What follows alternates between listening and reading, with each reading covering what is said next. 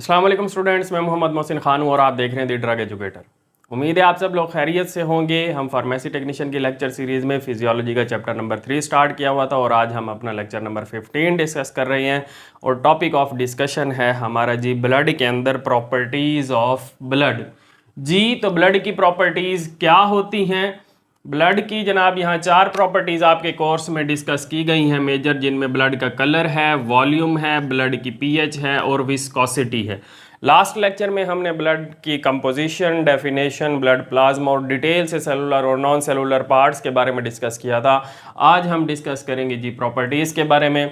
तो प्रॉपर्टीज़ में पहले बात कर लें ब्लड के कलर की। तो ब्लड के कलर की अगर हम बात करें तो ब्लड का कलर जो है वो रेड होता है। आपको कट लगे तो जो निकलता है रेड कलर का जो है लिक्विड निकलता है तो वो ब्लड है, ब्लड का कलर रेड है। अब ब्लड का कलर जो है वो वेरी करता है depending upon the presence of oxygen और एब्सेंस ऑफ ऑक्सीजन, या प्रेजेंस ऑफ ऑक्सीजन और प्रेजेंस ऑफ कार्बन डाइऑक्साइड की बुनियाद पर। ऐसा ब्लड जिसके अंदर जनाब ऑक्सीजन मौजूद हो यानी ऑक्सीजनेटेड ब्लड, उसका कलर जो है वो ब्राइट रेड होता है। और ऐसा ब्लड जिसके अंदर कार्बन डाइऑक्साइड की कंसंट्रेशन ज़्यादा हो, उसका कलर जो है वो पर्पल रेड होता है। तो जी 2 कलर हो गए।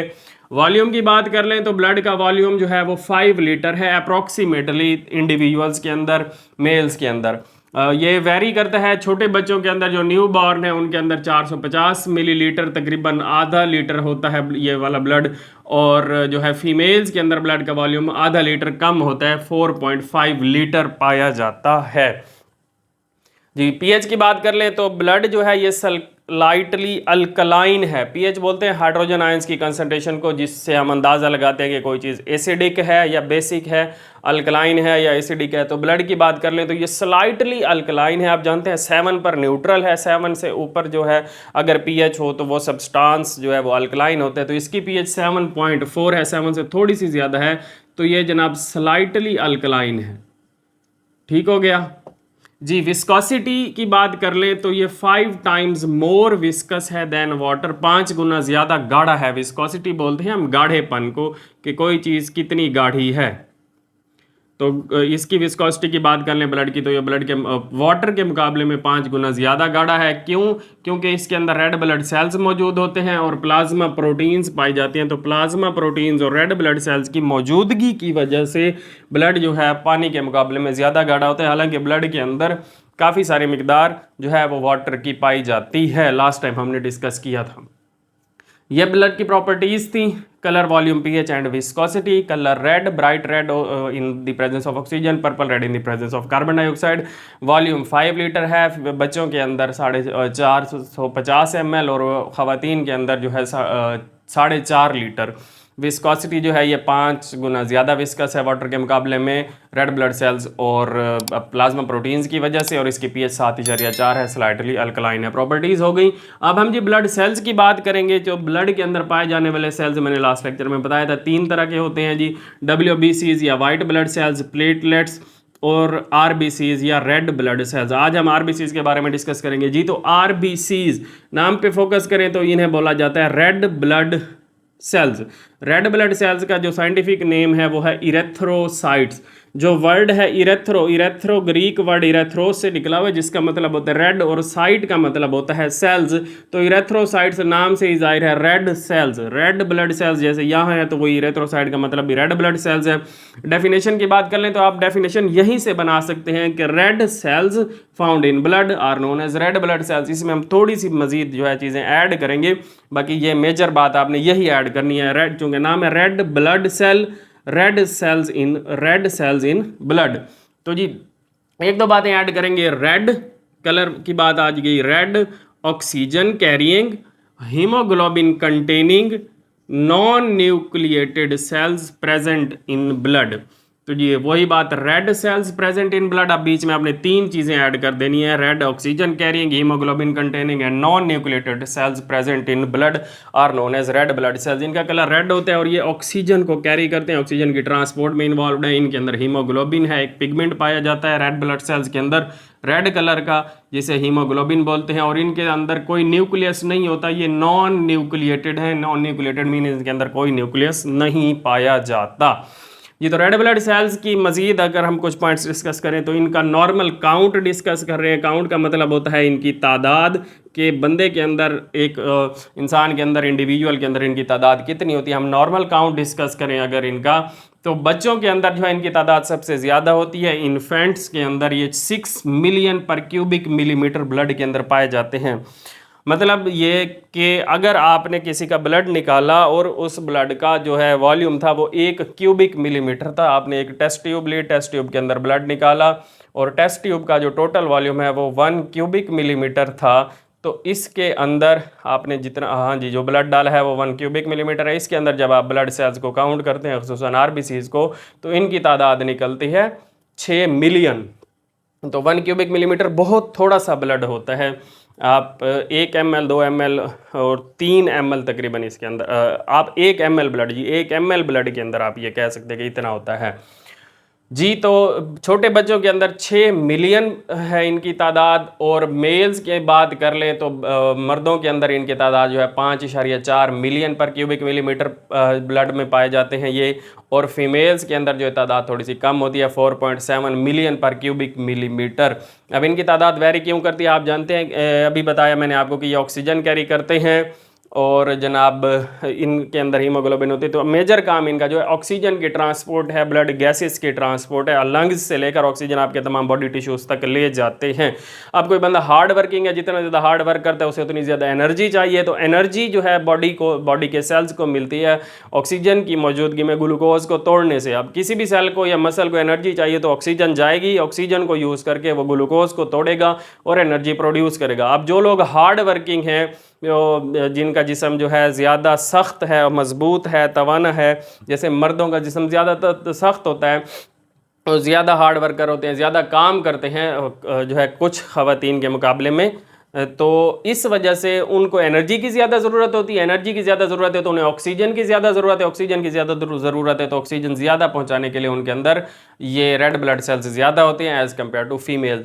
और बच्चों के अंदर चूँकि ग्रोथ बहुत ज़्यादा हो रही होती है, सेल्स बड़ी तेज़ी से ग्रो कर रहे होते हैं, तो इस वजह से उनके अंदर रेड ब्लड सेल्स की तादाद सबसे ज़्यादा पाई जाती है जी। उसके बाद हम काउंट के बाद बात करेंगे जनाब इनकी कंपोजिशन की। तो रेड ब्लड सेल्स की कंपोजिशन की बात कर ले तो इनके अंदर 2 तरह के सब्सटेंसेस हैं। पानी पाया जाता है, वाटर है 65%, और सेमी सॉलिड्स एंड सॉलिड्स पाए जाते हैं वो 35% है। टोटल 100 हो गया, 65% वाटर और 100 में से बाकी 35% सेमी सॉलिड्स और सॉलिड्स पाए जाते हैं। अब ब्लड के रेड ब्लड सेल्स के अंदर जो सेमी सॉलिड्स और सॉलिड्स पाए जाते हैं, इनमें सबसे ज़्यादा जो चीज़ पाई जाती है वो है हीमोग्लोबिन। 35% सेमी सॉलिड्स में से 33% जो है वो हीमोग्लोबिन है। बाकी 2% जो है ये दूसरे ऑर्गेनिक और इनऑर्गेनिक सब्सटेंसेस हैं। टोटल 2% है इनऑर्गेनिक और इनऑर्गेनिक। ऑर्गेनिक और इनऑर्गेनिक सब्सटेंसेस के अंदर proteins, phospholipids, cholesterol, urea, creatinine और अमीनो एसिड्स पाए जाते हैं जी। कंपोजिशन के बाद अगर हम इनकी शेप की बात कर लें रेड ब्लड सेल्स की, तो रेड ब्लड सेल जो है इनकी शेप्स जो है 3 तरह की लिस्टेड हैं। वैसे अगर हम जनरली देखें तो ये बाई कनकेव डिस्क्स की तरह अपेयर होते हैं, जो फ्लैट और अंदर से जो है सेंटर से ये कर्व्ड होती है इनकी सरफेस। डिस्क आपने देखी हुई होगी, मैं इसकी एग्जांपल अपने स्टूडेंट्स को देता हूँ। वो स्पेशल किस्म की फैंटी या फैंटा वाली टॉफ़ी आती है, अगर आपने वो खाई हो तो वो दोनों साइडों से जनाब चिपकी हुई होती है और उसके एजेस जो हैं वो बाहर उभरे हुए होते हैं, वो बाई कनकेव डिस्क कहलाता है। बाई कनकेव का मतलब होता है 2 कनकेव। ये कनकेव लेंस आपने शायद देखा हुआ हो, ये इस तरह का जो ये कहलाता है कनकेव। अब अगर ये दोनों साइडों से कनकेव हो तो इसे बोलेंगे by concave. Red blood sales जो हैं वो दोनों साइडों से इस तरह से कनकेव हैं, ये इधर से भी कनकेव और इधर से भी कनकेव होती है इनकी डिस्क, तो ये बाई कनकेव डिस्क की तरह होते हैं इस वजह से। दूसरी इनकी शेप जो है क्रॉस सेक्शन में अगर काट लिया जाए एक पूरी डिस्क को, ये पूरी डिस्क होती है। अगर पूरी डिस्क को दरमियान से काटा जाए तो ये डंबल की शेप आती है। डंबल आपने देखा होगा जो एक्सरसाइज करने के लिए यूज़ किया जाता है, मसल बिल्डअप करने के लिए, तो इनकी शेप जो है वो डंबेल की तरह आती है क्रॉस सेक्शन में काट कर। और एज जो है इनका देखा जाए तो वो टोरस की तरह होता है, टॉरस लाइक रिम। इनका जो एज है रेड ब्लड सेल का वो टॉरस लाइक होता है। ये शेप आप गूगल करके देख लेंगे, ये मैं तस्वीर साथ में अटैच कर दूंगा। इनका रिम जो है वो टॉरस लाइक होता है। अब ये शेप इनकी स्पेसिफिक क्यों है, बाई कनकेव, ये बड़ी यूनिक किस्म की शेप है या डम्बेल वाली। इस शेप का कोई फ़ायदा, हाँ जी, इस शेप की बहुत ज़्यादा अहमियत है। ये वाली शेप जो है ये लेमिनर फ़्लो को मैक्सिमाइज़ करती है, ये इसका एडवांटेज है। Maximizes the laminar flow, laminar flow बोलते हैं स्ट्रीम लाइन फ़्लो को, कि रेड ब्लड सेल जो है एक ही लाइन में, ये एक ब्लड वेसल है जिसके अंदर आरबीसीज़ हैं, तो आरबीसीज़ ऐसे बिल्कुल लाइन में होते हैं, तो जिसकी वजह से ब्लड जो है बिल्कुल लाइन में, सीधी लाइन में फ़्लो करता रहता है, इसमें टर्बुलेंस नहीं होती, ये लेमिनर फ़्लो बोलते हैं इसे। दूसरा इस शेप का फ़ायदा है कि it minimises the platelet scatter, platelets की स्कैटरिंग को रेड ब्लड सेल्स की शेप मिनिमाइज़ कर देती है। ये अपनी शेप की वजह से रेड ब्लड सेल्स जो है ब्लड वेसल के दरमियान में आ जाते हैं और प्लेटलेट्स को जो है इनको एजिस पर या वॉल्स की तरफ धकेल देते हैं, जिसकी वजह से ये यहाँ इकट्ठे हो जाते हैं और अगर क्लॉटिंग की ज़रूरत पड़ जाए तो बड़ी आसानी से क्लॉटिंग हो सकती है। नॉर्मली अगर ये जो है रेड ब्लड प्लेटलेट्स जो हैं ये ब्लड वेसल के अंदर हर जगह घूम रहे होते हैं, ये स्कैटर्ड होते हैं, एक ही जगह पर इकट्ठे नहीं होते, कुछ इधर हैं, कुछ इधर हैं, कुछ दरमियान में, कुछ साइडों पे हैं। रेड ब्लड सेल की शेप की वजह से ये सारे एक ही तरतीब में एक ही साइड पर आ रहे हैं, जैसा आपको यहाँ दिखाया गया है। तो प्लेटलेट स्कैटरिंग को मिनिमाइज करती है इनकी शेप का, ये एक और एडवांटेज है। उसके बाद हम आरबीसीज़ का लाइफ स्पैन की डिस्कस करेंगे कि ये जनाब इनकी ज़िंदगी कितनी होती है, ये कितने ज़िंदा रहते हैं। तो एवरेज इनका लाइफ स्पैन जो है वो 120 दिन होता है, 30 दिन का एक महीना है, तो आप हिसाब कर लें इनकी जो है एवरेज लाइफ स्पैन जो है वो 4 महीने बनती है। 4 महीने 128 डेज़ इनका एवरेज लाइफ स्पैन है।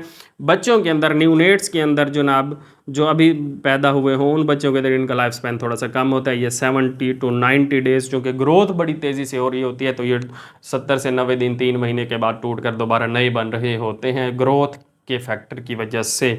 उसके अलावा ये अपनी सारी की सारी एनर्जी जो है ये प्लाज्मा के अंदर पाए जाने वाले ग्लूकोज से हासिल करते हैं। ये इनकी कंपोजिशन में एक और बात भी ऐड कर लें कि इनके अंदर माइटोकॉन्ड्रिया नहीं होता, पावर हाउस नहीं होता, इनके अंदर कोई न्यूक्लियस नहीं होता, ये एनर्जी प्लाज्मा के अंदर पाए जाने वाले ग्लूकोज से हासिल करते हैं इनके अंदर जो प्लाज्मा है सेल के अंदर। ठीक हो गया जी। अब आप बात करते हैं जी प्रोडक्शन की, तो ये प्रोड्यूस कहाँ कहाँ होते हैं। मैं अभी इनकी साइट्स ऑफ प्रोडक्शन डिस्कस कर रहा हूँ। इनकी प्रोडक्शन को हम इरेथ्रोपोइसिस बोलते हैं, वो हम जो है फर्दर नेक्स्ट लेक्चर में बड़ी डिटेल से डिस्कस करेंगे। बड़ा मज़ेदार और इंटरेस्टिंग और इम्पॉर्टेंट टॉपिक है, तो वो नेक्स्ट लेक्चर में डिस्कस करेंगे। अभी हम बात कर रहे हैं सिर्फ इनकी प्रोडक्शन की। प्रोडक्शन डिस्कस करने से पहले अभी तक आपने मेरे चैनल को सब्सक्राइब नहीं किया तो लाजमी सब्सक्राइब कर लें और बेल आइकन को लाजमी प्रेस कीजिएगा, ताकि इस तरह की इंफॉर्मेटिव वीडियोज़ आपको सबसे पहले मिलती रहें। और इससे पहले जितने लेक्चर्स हमारे फिजियोलॉजी में हो चुके हैं, चैप्टर 1, 2 के, ये हमारा 15th लेक्चर है, तो पहले वाले 14 लेक्चर्स का लिंक जो है मैं डिस्क्रिप्शन में दे दूंगा। अगर आप स्टडी करना चाहते हैं तो आप वहां से जो है उस लिंक को क्लिक करके स्टडी कर सकते हैं। इसके अलावा पेपर पैटर्न भी मैंने आपका जो है डिस्क्रिप्शन में उसका भी लिंक दिया हुआ है कि जनाब फिजियोलॉजी के पोर्शन में से आपके एनाटॉमी वाले सब्जेक्ट में से कितने कितने मार्क्स का पेपर आएगा, आपने जो पेपर देने हैं उसमें एमसीक्यूज़ कितने होंगे, हर सब्जेक्ट से कितने एमसीक्यूज़ होंगे और कितने शॉर्ट ऐसे क्वेश्चन होंगे, पास होने के लिए आपको कितने नंबर चाहिए, ये सारी डिटेल जो है पेपर पैटर्न में मैंने डिस्कस की हुई है। उसका लिंक भी मैं डिस्क्रिप्शन में ऐड कर दूंगा जी। तो अब बात करते हैं जी प्रोडक्शन की। तो रेड ब्लड सेल्स जो है इनके प्रोडक्शन की मैं सिर्फ और सिर्फ साइट्स अभी डिस्कस करूंगा जी, ये कहाँ कहाँ प्रोड्यूस होते हैं। तो इनकी प्रोडक्शन साइट्स जो हैं वो वेरी करती हैं डिपेंडिंग अपॉन द एज। अब ये है प्रेगनेंसी की बात है। प्रेगनेंसी जो है आप जानते हैं तकरीबन 9 माह की होती है। तो प्रेगनेंसी को हम ना 3 जो है मुख्तलिफ हिस्सों में डिवाइड कर लेते हैं। हर 3 माह को हम एक ट्राइमेस्टर बोलते हैं। ट्राई का मतलब होता है 3 या मेस्टर से जनाब मंथ याद रख लें, तो ट्राइमेस्टर बोलते हैं 3 महीने को। फर्स्ट ट्राइमेस्टर में पहले 3 महीने आते हैं 0 मंथ टू 3 मंथ्स का, जब बेबी बन रहा होता है जनाब मदर वॉर्म के अंदर, तो उस टाइम जो उसके रेड ब्लड सेल्स हैं वो यॉर्क सैक से प्रोड्यूस होते हैं। यॉर्क सैक जनाब एम्ब्रियो की डेवलपमेंट के अंदर प्रोड्यूस होने वाला एक ख़ास एरिया है जहाँ से रेड ब्लड सेल्स की प्रोडक्शन होती है फर्स्ट ट्राइमेस्टर के अंदर। उसके बाद जब बच्चा जो है जनाब 3 से 4, 5, 6 माह का होता है, यानी सेकंड ट्राइमेस्टर में एंटर होता है 4 to 6 मंथ्स, तो उस टाइम उसके जो रेड ब्लड सेल्स हैं उसकी स्प्लीन और लिम्फ नोड्स में बनते होते हैं। स्प्लीन आप जानते हैं तिल्ली, और लिम्फ नोड्स मैंने लिम्फेटिक सिस्टम में डिस्कस किए हुए थे बड़ी डिटेल से, उसका लिंक भी डिस्क्रिप्शन में मौजूद है। अगर आपने नहीं समझा हो तो लाजमी जाकर विजिट कीजिएगा। अब थर्ड ट्राइमेस्टर की बात कर लें, लास्ट ट्राइमेस्टर में जब बच्चा 7, 8 और 9 माह का हो रहा होता है, तो उस टाइम जो ना रेड ब्लड सेल्स जो हैं वो बोन मैरो के अंदर डिवेलप होते हैं, हड्डियों के गूदे के अंदर। और जब बच्चा पैदा हो जाता है बर्थ के बाद, तब भी रेड ब्लड सेल्स जो है वो बोन मैरो के अंदर प्रोड्यूस होते हैं। जब 5 साल तक, यानी 1 2 3 4 5 साल तक जब बच्चा हो रहा होता है, डेवलप हो रहा होता है, तो 5 साल तक जनाब जो रेड ब्लड सेल्स हैं वो तमाम बोन्स के बोन मैरो के अंदर प्रोड्यूस हो रहे होते हैं। जितनी भी हड्डियां होती हैं बॉडी के अंदर, तमाम की तमाम हड्डियां जो हैं वो रेड ब्लड सेल्स की प्रोडक्शन में इन्वॉल्व होती हैं। और 20 साल के बाद जो है लॉन्ग बोन्स जो है वो सिंथेसाइज करना बंद कर देती हैं रेड ब्लड सेल्स को। सिर्फ जो शॉर्ट बोन्स होती हैं, छोटी वाली हड्डियां, उनके अंदर रेड ब्लड सेल्स की प्रोडक्शन होती है जी। After 20 years bone marrow of short bones, छोटी हड्डियों के बोन मैरो के अंदर इनकी प्रोडक्शन होती है। और 25 साल का जब बंदा हो जाता है तो 25 साल के बाद सिर्फ मेम्ब्रेनस बोन्स जो हैं, ऐसी हड्डियां जिनके गिर्द झिल्ली हो, मेम्ब्रेन हो, वो वाली हड्डियां रेड ब्लड सेल्स प्रोड्यूस करवाती हैं। इन हड्डियों में जनाब आपकी स्टर्नम है, ये वाली हड्डी सीने वाली, और साथ में आपके वर्टिब्रीज हैं, रीढ़ की हड्डी के मोरे, और इलियम। इलियम जो है वो पेल्विक रीजन की एक बोन है, वहाँ ये 3 मेजर हड्डियाँ हैं जहाँ से प्रोड्यूस होते हैं रेड ब्लड सेल्स। ये थी जी हमारी रेड ब्लड सेल्स की आज की डिस्कशन। याद करने के लिए आप स्क्रीनशॉट ले लीजिएगा और मिलते हैं अपने नेक्स्ट लेक्चर के साथ। अल्लाह हाफिज़।